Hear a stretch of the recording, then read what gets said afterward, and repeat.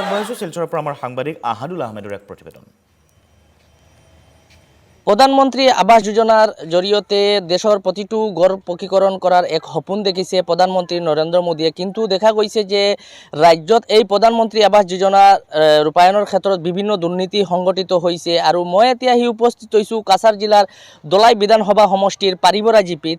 R ইয়াতে এটা দুৰ্নীতিৰ অভিযোগ উত্থাপন হয়েছে। আৰ এই পানিবৰা জিপিৰ যি 4 আৰু 5 নম্বৰ ওয়াৰ্ড আছে, এই ওয়াৰ্ডৰ মোৰ পিছনে থাকা এইসকল আছে ৰাইজ।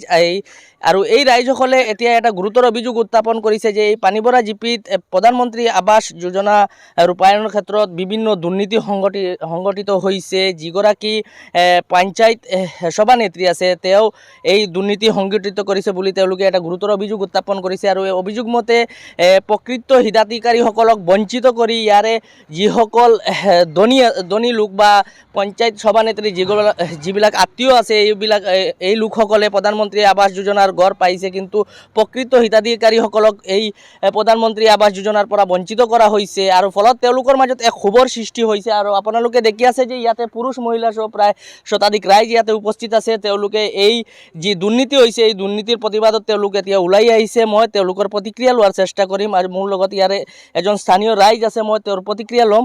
আচ্ছা দাদা, আপোনাৰ ইয়াতে কি হৈছে? প্ৰধানমন্ত্ৰী আবাস যোজনা ৰূপায়ণৰ ক্ষেত্ৰত এটা দুৰ্নীতি হৈছে বুলি এটা অভিযোগ উত্থাপন হৈছে, কি হৈছে? দুৰ্নীতি মানে এইটো যিটো আছে আমাৰ লিষ্ট যিটো ওলোৱাই সিহঁতে কিবা কিবি খেলি মেলি কৰি টকা পইচা লৈ পেলাই সিহঁতে বেলেগক দি দিয়ে। আমাৰ যিটো মানুহে পাব লাগে, যিটো ৰাইট আছে, যিটো গৰীব মানুহে পাব লাগে সেইটো পাব পৰা নাই। কিন্তু ইয়াত আমি দেখিছোঁ কিবা চেণ্ট্ৰেলত চাকৰি কৰা মানুহে গড় পাইছে,